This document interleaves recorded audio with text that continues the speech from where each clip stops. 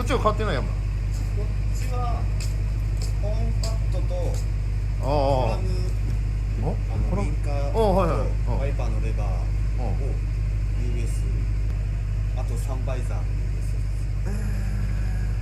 取り寄せそうっすね。 US 仕様だとどういう何か違うんですか？逆になるんですよね。あ、もう変えちゃったってこと？もう変えてるんですよね。あ、すごいえ、こっち左がもうウインカーなんですよ。あ、マークだけこれは完全に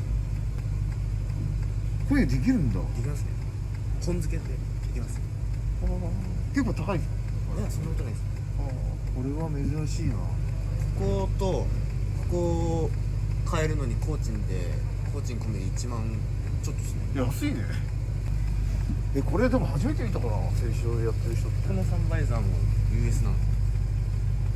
っていうことは何？文字が？そうっす、全部おお、すげえ。これ読めるんですか？全く読めないです。これ本当だ、何がすげえ。書いてるかわかんないです。あ、すごっ。これは珍しいね。まあ格安でこう US 風のっていう。あとだってやることってないんじゃない？いや、いっぱいありますよ。あるヘッドライトやったり、本物のつけたりとか。そうっすね。本物出てこないでしょ。本物今右側はあるんですけど、左全くなくて、あっても前期とか出てないんだ。全然出ないです。難しいよね。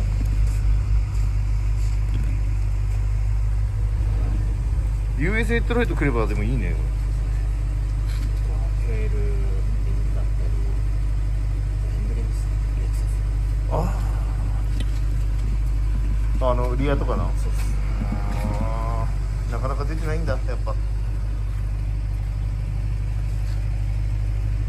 US はないんで、も音もなくてこっちについてるんでしょ。うこれ取ってスムージングして、こっちこっちか、こっちにあるんだ。そうだそうだ、探さなきゃいけない。そうだ、スムージングだ。それもまたあれだね、結構。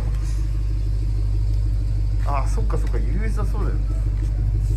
テールも違うんだっけ？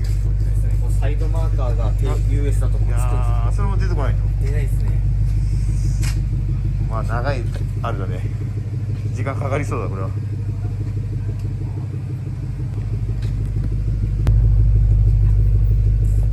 足は入れるんですか、いずれ？足入れたいですけどね。今純正でしたっけ？まあ全然純正です。高いよね。でも最低50万か、大体ポーチに入れると。